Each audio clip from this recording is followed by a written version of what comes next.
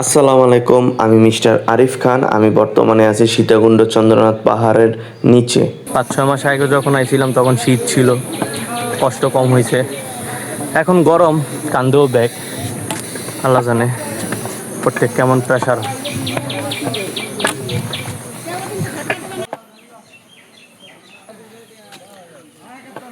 এটা হলো চন্দ্রনাথ পাহাড়ে ওঠার মেইন গেট।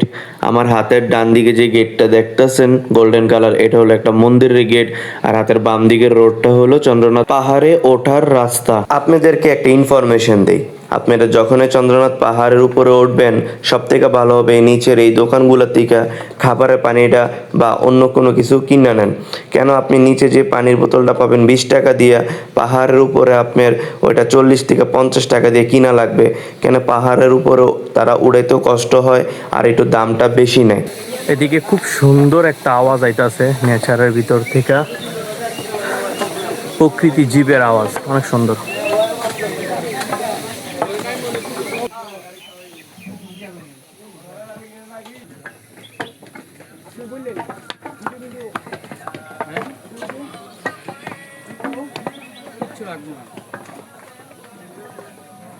পুরো চন্দ্রনাথ পাহাড়টা হলো 1400 ফুট। আমি বর্তমানে আছি 500 ফুট উপরে। আরও আমার উপরে আছে মনে করেন 900 ফুট। 900 ফুট আমার বাইয়া ওড়া লাগবে, কিন্তু দেখেন সামনের কি পরিস্থিতি।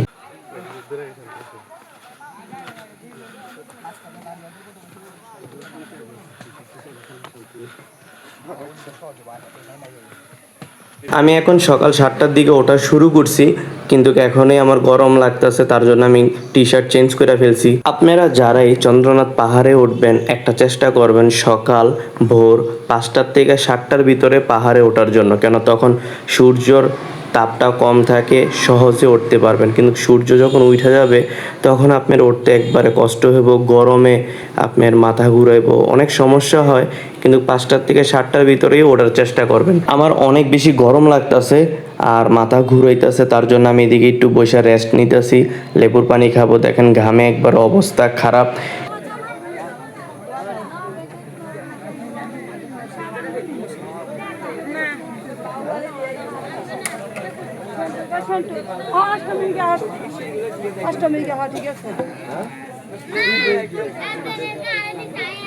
আলহামদুলিল্লাহ চন্দ্রনাথ পাহাড়ের উপরে উঠাই গেছি, কিন্তু আরও কিছু বাকি আছে একবারে পাহাড়ের মেইন ঘাটিতে যাওয়ার জন্য। কিন্তু আবার অনেক বেশি গরম পড়তেছে আর আইসিও গরমে অনেক বেশি শরীর খারাপ। কিছুক্ষণ রেস্ট নিয়ে ছবি ভিডিও কইরা আবার হাঁটা শুরু করলাম মেইন পাহাড়ের ঘাটিতে যাওয়ার জন্য।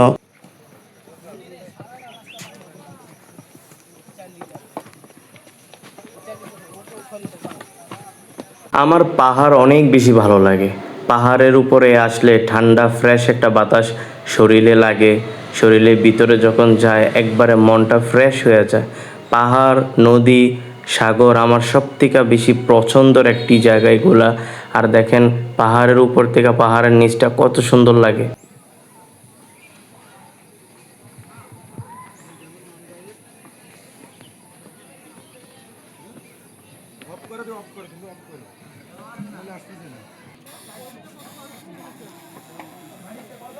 আমি এখন যে জায়গাটায় আছি এটা হলো চন্দ্রনাথ পাহাড়ের একবারে শেষ উচ্চতা, এর পরে আর কোনো উচ্চতা না, একবারে টপে আছি 1400 ফুট উপরে। এখান থেকে আশেপাশের পাহাড়ের ভিউগুলো অনেক বেশি সুন্দর, কিন্তু উঠতে উঠতে তো অবস্থা একবারে খারাপ হয়ে গেছে। ঘামে, গরমে মাথা ঘুরাইতেছে, কান হাটকালি মেরে রইছে। তাও ভালো লাগে, এত কষ্টর পরে যখন উইঠা দেখি কত সুন্দর আল্লাহর কুদরতি, তখন মনটা একবারে ফ্রেশ হয়ে যায়, সব কষ্ট ভুলা যায় তখন।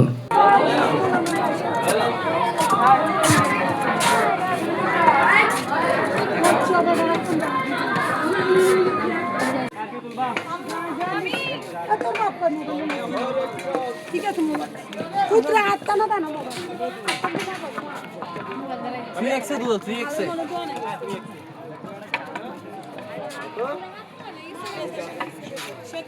এরপর আমি যাবো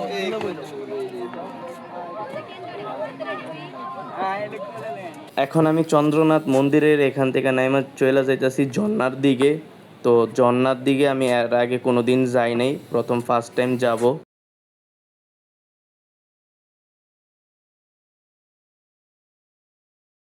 আমি এখন যে জায়গায় আছি এটা হলো চন্দ্রনাথ মন্দিরের একটু নিচের দিকে, যেখান দিয়ে সিঁড়ি দিয়া মানুষ একবারে নিচে যায়। আর সীতাকুণ্ডর একবারে টপ চন্দ্রনাথ পাহাড়ের মন্দিরের এদিকে।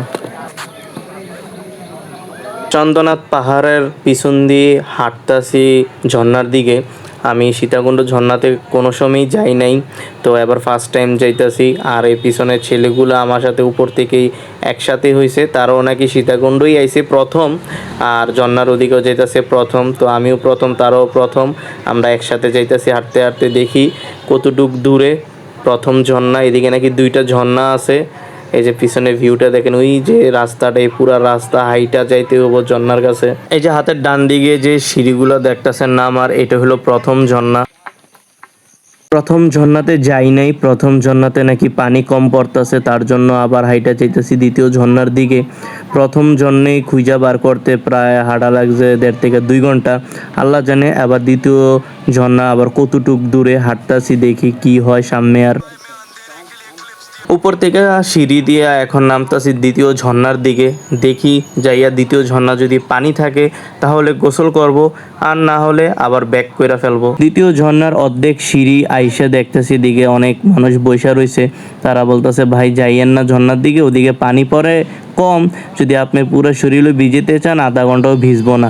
তো সিঁড়িগুলো দেখে ভাবতাছি এতগুলা সিঁড়ি নামলাম, এখন দেখে ওই ঝর্ণাতে পানি নেই।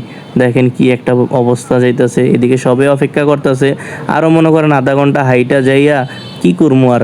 ওই যে দেখেন দূরে ঝর্ণাটা, ওখানে পানি নাই বললেই চলে, অনেক কম পানি একবারে। সীতাকুণ্ডর ইকো পার্কে আইলাম পাহাড়ের ভিতরে।